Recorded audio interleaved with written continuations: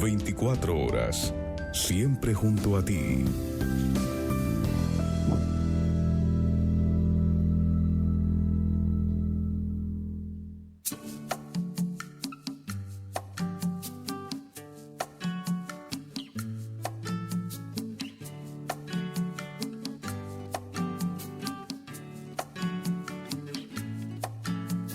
Lámpara es tu palabra para mis pasos, luz en mi sendero.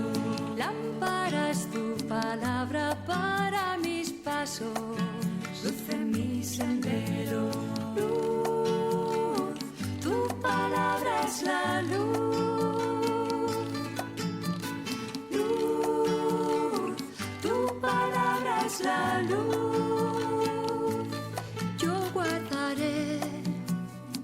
Tus justos mandamientos,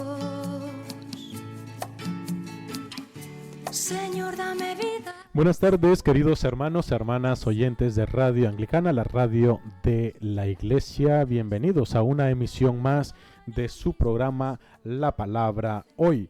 Con nosotros el reverendo Juan María Tellería. Juan Mari, bienvenido. Muchas gracias, reverendo Noel. Muy buenas tardes a ti y a todos los equipos de Radio Anglicana y a nuestros hermanos y amigos oyentes, o tal vez muy buenas noches, depende del lugar en que cada uno nos encontremos. Totalmente, como siempre, agradecemos a nuestros hermanos que nos sintonizan a través de las aplicaciones móviles, a través de la página web, aquellos que nos ven y nos escuchan en este momento en la transmisión de vídeo de Radio Anglicana. Sean bienvenidos en el nombre del Señor. Es tu palabra para mis pasos. Continuamos con las reflexiones en torno al primer libro de Samuel y en esta ocasión hablamos sobre los designios perversos de Saúl contra David, y vamos a usar de referencia los capítulos 19, 20 y 21 de Primera de Samuel. Es la luz, inclino mi corazón. Así que hablaremos sobre los designios perversos de Saúl contra David. Para comenzar nuestro espacio, como siempre, iniciamos poniéndonos en las manos de Dios. En esta ocasión vamos a hacer algo diferente. Y es que en lugar de tener nuestro momento de oración espontánea que siempre nos dirige el reverendo Juan María, vamos a tener una oración tomada de nuestra liturgia, ya que estamos en la semana en la cual la Iglesia Anglicana de España tiene su sínodo general. De esa manera animamos también a todos vosotros para que podáis orar por nuestra diócesis, por nuestra iglesia aquí en España durante estos días de jueves, viernes y sábado, miércoles, jueves, viernes y sábado, que tendremos nuestras sesiones sinodales. Así que os animamos a que puedan también ustedes orar por nuestra iglesia. Oremos. Omnipotente y eterno Dios, fuente de toda sabiduría y entendimiento, hazte presente con los que deliberan en el Sínodo General de la Iglesia Anglicana de España, para la renovación y misión de tu iglesia. Enséñanos que en todas las cosas busquemos primeramente tu honor y tu gloria. Guíanos para percibir lo que es justo. Concédenos el valor para buscarlo y la gracia para lograrlo. Te lo pedimos mediante Jesucristo nuestro Señor, que contigo y el Espíritu Santo vive y reina un solo Dios por los siglos de los siglos. Amén. Amén.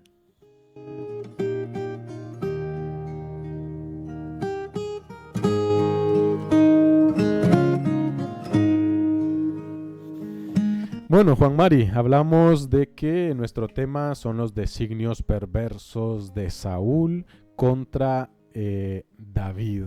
Un título muy sugerente, desde luego. Total, y para adentrarnos en este título sugerente del que nos habla y que nos va a hablar Juan Mari, ¿por qué Saúl deseaba la muerte de David? La pregunta del siglo, Juan Mari.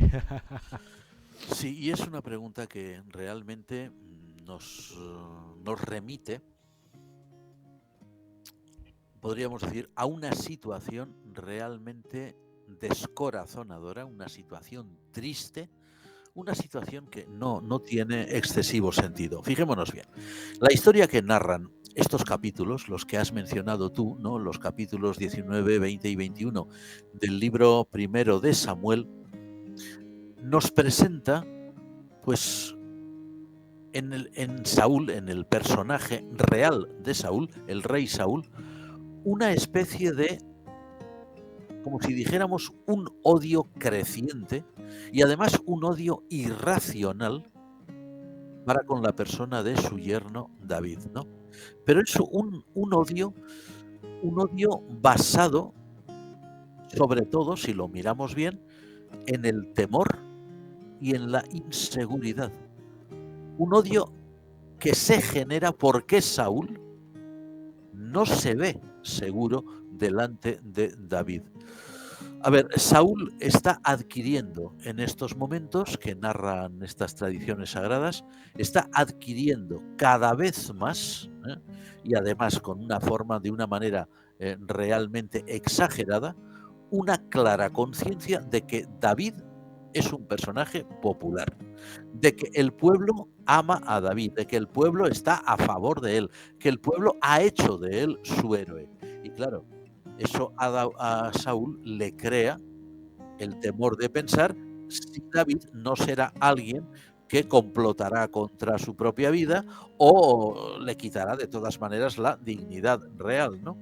A ver, los rasgos de comportamiento de Saúl que describen aquí las tradiciones del libro primero de Samuel son, por decir así, los propios de un tirano.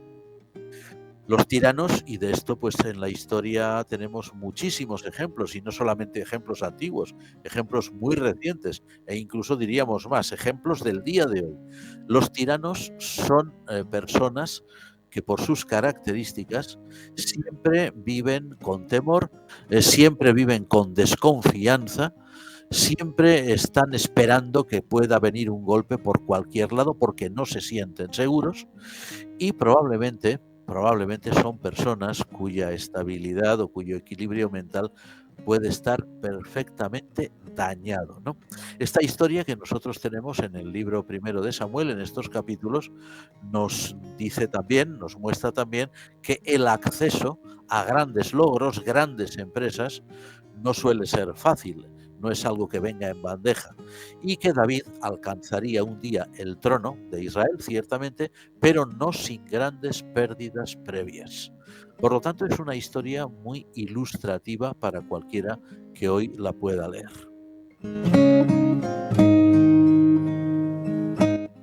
Bajamos un poco más el pinganillo hacia la barbilla, Juan Mari. Y en la siguiente pregunta surge una gran incógnita, Juan Mari, y es ¿qué pasa con David? ¿Por qué no se defiende de Saúl? ¿Por qué no le hace frente? Ya que él tenía pues el apoyo del pueblo, o sea, tenía muchos medios que le podían haber facilitado todo esto. ¿Por qué no lo hace? Sin duda, sí, yo también pienso, como dices tú, que David podría haber encabezado con éxito una sublevación, un golpe de Estado, podríamos decir, contra su suegro, ¿no? Le hubiera podido dar grandes réditos a David, evidentemente. Habría sido, pues sin duda, un golpe de Estado con un gran éxito. Pero fijémonos bien cómo las tradiciones sagradas presentan a David por encima de todo con los rasgos de alguien que es fiel, de un hombre que es obediente, ¿verdad? Tendría muchos defectos, como decíamos en su momento, pero es un hombre fiel, es un hombre obediente, es un hombre entregado a quienes considera que están sobre él y era además el padre de su esposa, era su propio suegro, ¿no? Ahora, el respeto que tiene hacia Saúl David se basa sobre todo, por lo que dicen estas tradiciones, en la idea de que Saúl es ungido de Dios, es el gran ungido de Dios para Israel. Por tanto, David va a tener muy claro que él no puede poner la mano sobre el ungido de Dios, porque a pesar de todos sus errores, a pesar del odio, a pesar de la inseguridad que muestra, a pesar de sus intentos de matarlo, David entiende que su suegro es el ungido de Dios y por lo tanto por eso debe respetarlo.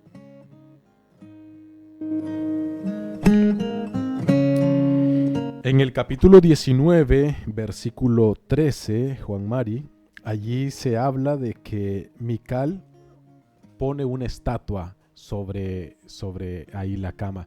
¿Qué puede significar el hecho de que David tuviera un ídolo o una estatua en su casa? Sí, esto es un rasgo que suele llamar mucho la atención, ¿verdad?, del lector actual de la Biblia, ¿no? Hay versiones de la Biblia, por ejemplo, la clásica versión protestante española, ¿no? O en lengua española, en lengua castellana, Reina Valera.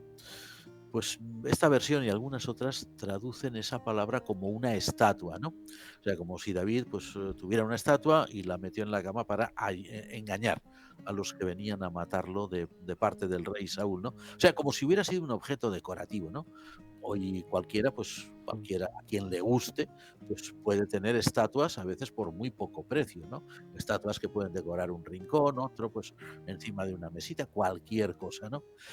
Pero cuidado, el texto hebreo de este versículo que mencionas, capítulo 19 y versículo 13, dice literalmente la palabra terafim. Terafim. Y este término es un término que el Antiguo Testamento emplea para designar representaciones de divinidades, representaciones de dioses, evidentemente dioses falsos, o lo que llamaríamos hoy ídolos, porque nunca hay que olvidar que un ídolo, y así lo define la Real Academia Española, es la representación plástica de un dios falso. O sea, un ídolo no es, por ejemplo, una estatua de una gran figura de la historia, no es la estatua de un rey, de un monarca que puede haber en cualquier plaza, ¿no? O de una persona que ha destacado en el mundo de las artes, o en el mundo de las ciencias, o en las letras, ¿no? Eso no son ídolos. Para que una estatua entre en la categoría de ídolo, tiene que ser la representación de un dios falso. Y curiosamente, eso es lo que tenía David en su casa, lo que se llama terafim. Bien, no hay que olvidar que en esta época que describen estas tradiciones sagradas, la religión de Israel, o sea, el yavismo, aunque en esa época nadie lo llamaba así, o nosotros lo llamamos hoy el yavismo, pues puesto que ya había perdido desde hacía tiempo por decir así, su prístina pureza de la época del desierto, de cuando Israel había sido liberado de Egipto y se encaminaba a la tierra de Canaán, puesto que ya todo eso había quedado pues muy, muy lejos, el yavismo que conoció el rey David estaba altamente contaminado por la religión cananea, que era una religión idolátrica, una religión que adoraba realmente a dioses falsos, ¿no?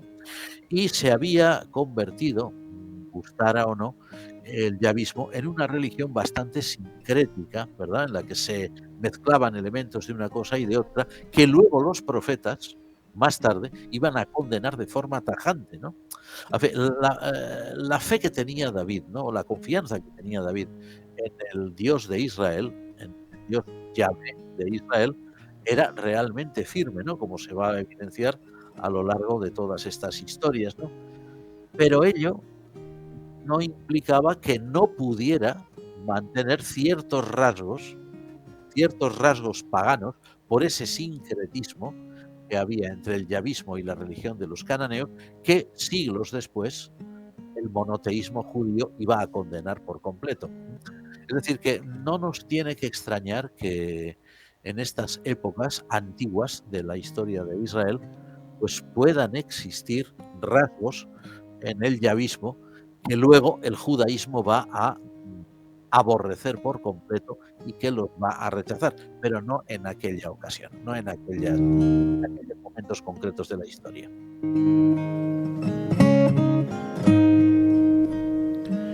Luego vuelve a entrar en escena Jonatán, que aquí se nos habla de que hacen un pacto de amistad. ¿Qué significa eso, Juan Mari? Este capítulo 20, que es donde se narra ese pacto entre David y el hijo de Saúl, Jonatán o Jonatán, es un capítulo capital para la historia del rey David, ¿no? Para todas las tradiciones davídicas que se recopilan en la Biblia, ¿no? Y ello debido a las consecuencias que conllevaría mucho más adelante y que vamos a encontrar en el libro segundo de Samuel. Fíjate, este pacto que hacen Jonatán y David, ¿eh? Pero un David que ya está en desgracia, es decir, un David que ya está mal visto, mal percibido por su suegro Saúl, que está ya en un peligro constante de muerte, como ya hemos visto. Bueno, pues este pacto es muy importante porque en él el propio Jonatán, hijo de Saúl, que era, por decir así, el príncipe de Asturias del Israel de aquella época, o el príncipe de Gales del Israel de aquella época, reconoce de forma explícita que David sería el rey de Israel. O sea, no se reconoce a sí mismo por ser hijo de Saúl y por lo tanto príncipe heredero, por ser el hijo mayor, no se reconoce como el futuro rey de Israel, sino que reconoce que lo será su amigo David. ¿eh?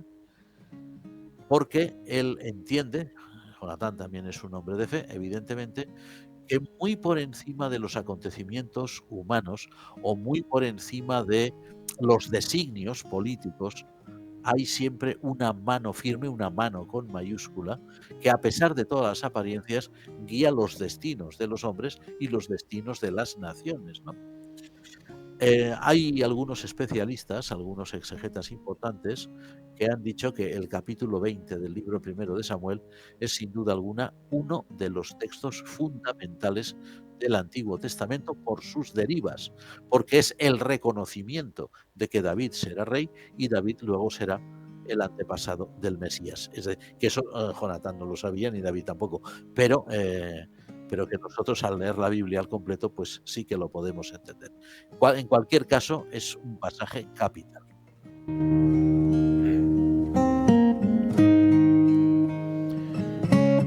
Volviendo otra vez a hablar de Samuel, ¿qué papel juega en toda esta historia de persecución y violencia?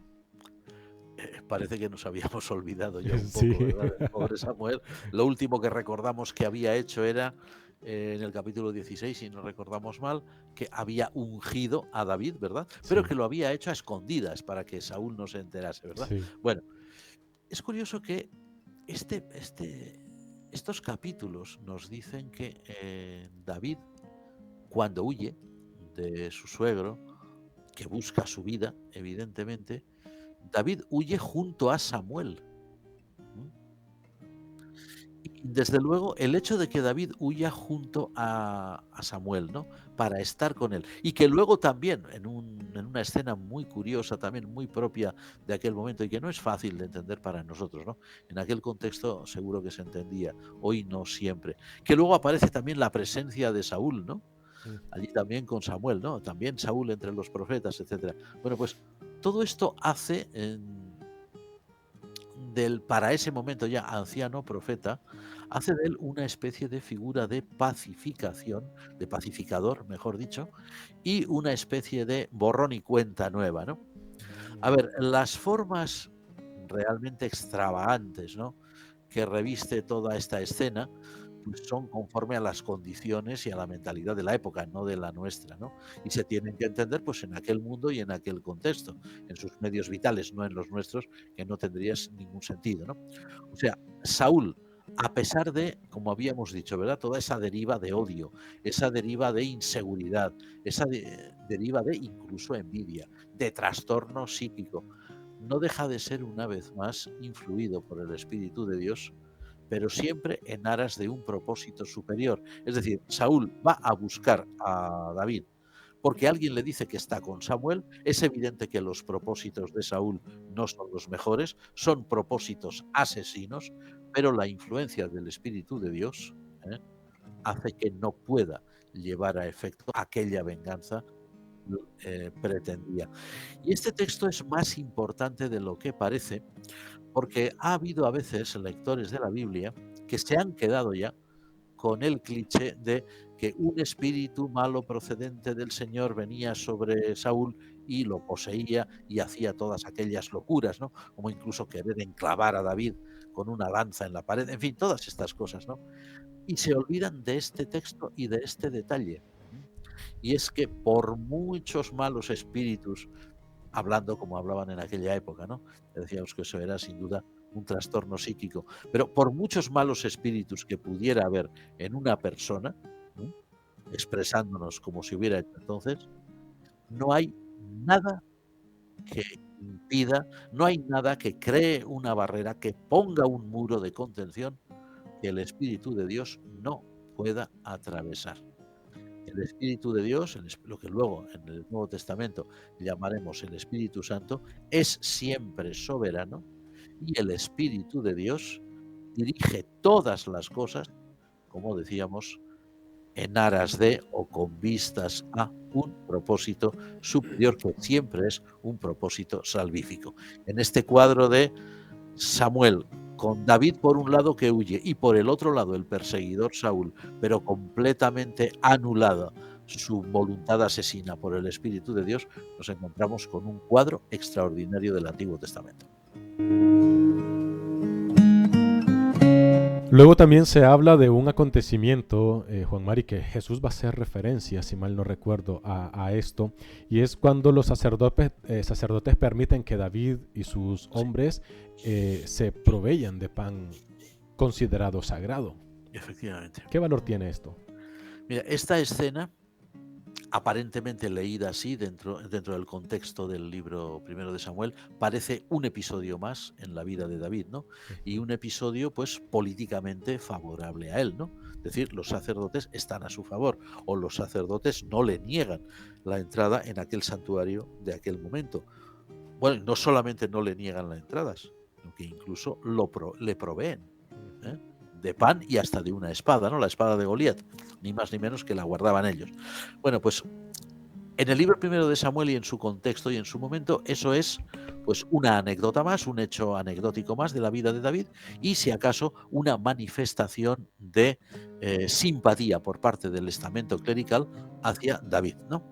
Ahora, cuando lo leemos a la luz del Nuevo Testamento, que es lo que has hecho tú, ¿verdad? Este texto está anticipando el Evangelio.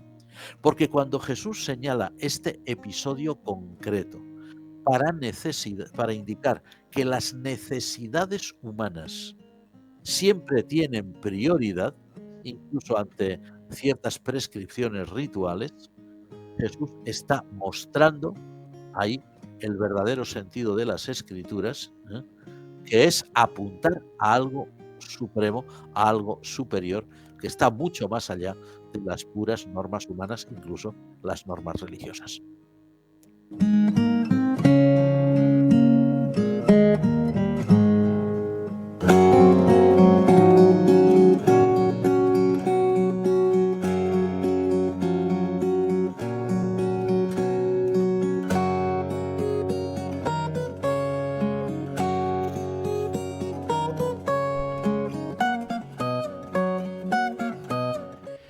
Para ir finalizando, Juan Mari, también hay otro detalle que encontramos en estos pasajes bíblicos que llama mucho la atención y eso lleva a preguntarnos o a buscarle algún significado, ¿no? ¿Cómo podemos entender esto de que David buscara refugio entre los incircuncisos a quienes había combatido y no entre sus propios hermanos? Ahí hay una respuesta para mí muy clara, la desesperación. La desesperación. Estamos tan acostumbrados a leer, incluso de forma rápida, ¿no? Todos estos relatos, porque además son relatos escritos. Recordemos que son tradiciones orales puestas por escrito. Son relatos que van muy rápido, ¿no? Que van casi de forma telegráfica. No describen realmente bien o no describen siempre, ¿no? A veces dan ciertos retazos que son interesantes. No describen bien lo que hay en la mente de aquellas personas, de aquellos personajes, su angustia. Fíjate, ¿qué tendría que haber en la mente de David para buscar refugio entre gente que era pagana, a los que él mismo había combatido en otra época. Pues debía sentirse el pobre David tan sumamente inseguro en su propia tierra de Israel y entre su propio pueblo, que sin duda alguna prefirió arriesgarse a buscar refugio entre los enemigos de Israel que entre sus propios compatriotas, atención, compatriotas sometidos, como sabemos, al arbitrio de un tirano psicópata como era el rey Saúl. ¿Hasta qué punto David debía sentirse, pues, no ya incómodo, sino inseguro total? ¿Hasta qué punto debía sentirse en un peligro constante que prefirió, pues como se suele decir, buscar suerte entre los enemigos de Israel? Es cierto que David, por lo que leemos, no fue bien acogido entre aquellos paganos, no fue bien acogido, o al menos no fue bien acogido por todos. Pero una cosa estaba clara: estaba mejor entre ellos que entre su propio pueblo, lo cual es una verdadera tragedia. Wow, totalmente, Juan Mari, impresiona. Solamente el hecho de imaginarlo, o sea, causa impresión el hecho de verse más seguro entre los enemigos que entre sus propios hermanos, o sea, entre su propio pueblo. Así es. Fíjate que dice el texto que iba huyendo de un lado para otro, que aparecía el rey Saúl con sus tropas, que siempre al final ocurría algo que no podía hacerse con David, pero esa tensión en la que debía vivir esta persona con el grupo de hombres que le acompañaban, esa tensión en la que debían vivir de, hablando claro, no saber nunca por dónde vendrá el golpe, no saber nunca por dónde aparecerá Saúl, o no saber nunca quién me traicionará. Si yo me duermo hoy, ¿me despertaré mañana? A ver, la situación de tensión mental por la que pasa una persona en circunstancias no exactamente iguales, pero sí parecidas, es muy difícil para nosotros de imaginar, pero es normal, humanamente hablando, pensar, mira, como dicen, de perdidos al río. Si me matan, pues que me maten los filisteos, pero que no me maten mis propios hermanos. Totalmente, totalmente. Lámpara es tu palabra. Bueno, con esto, queridos hermanos, queridos oyentes, llegamos al final de lo que teníamos preparado para hoy en el programa de la palabra hoy. Finalizamos pues esta emisión. No sin antes agradecer el tiempo que comparte con nosotros el reverendo Juan María, también estos conocimientos que comparte con nosotros. Juan Mari, como siempre, muchísimas gracias. Y como siempre, muchísimas gracias a vosotros y de corazón, y muchísimas gracias a vosotros los que estáis allí, al otro lado. Totalmente. Ya sabéis por qué. Totalmente. Gracias, como dice el reverendo Juan María, a todos ustedes que están allí al otro lado del aparato, sea el teléfono, sea el ordenador, escuchando este programa que es por vosotros que estamos aquí. Gracias a los hermanos que nos reportan sintonía de distintas partes del mundo, a los que también nos reportan sintonía aquí del territorio nacional, muchísimas gracias. También, como dijimos al principio, os animamos a rezar estos días por la Iglesia de España que estaremos en el Sínodo General. Así que muchísimas gracias, que el Señor les bendiga. Dentro de 8 días nos encontramos y ya sería para finalizar este ciclo de estudios y reflexiones en torno a este primer libro de Samuel. Así que dentro de 8 días tendríamos ya el último programa en relación a estas reflexiones y el anuncio del siguiente programa que ya nos irá preparando el reverendo Juan María Tellería. Así que muchísimas gracias. Juan Mari, ¿decías? Sí, es que ya lo habíamos anunciado. Después de esto vendría la epístola segunda a los tesalonicenses, ¿os acordáis? Y después el libro segundo de Samuel. Es verdad, es verdad. Una ya lleva a la otra. Ahí está, pues ya, bueno, con mucha más antelación la teníamos desde el principio de, si Dios quiere, de estas si reflexiones. Quiere, ahí está. Ahí está. Bueno, pues entonces muchísimas gracias a todos. Nos encontramos dentro de 8 días, si Dios así lo permite. Alabado sea Jesucristo. Amén. Tu palabra es la luz. Luz, tu palabra es la luz. Luz, tu palabra es la luz.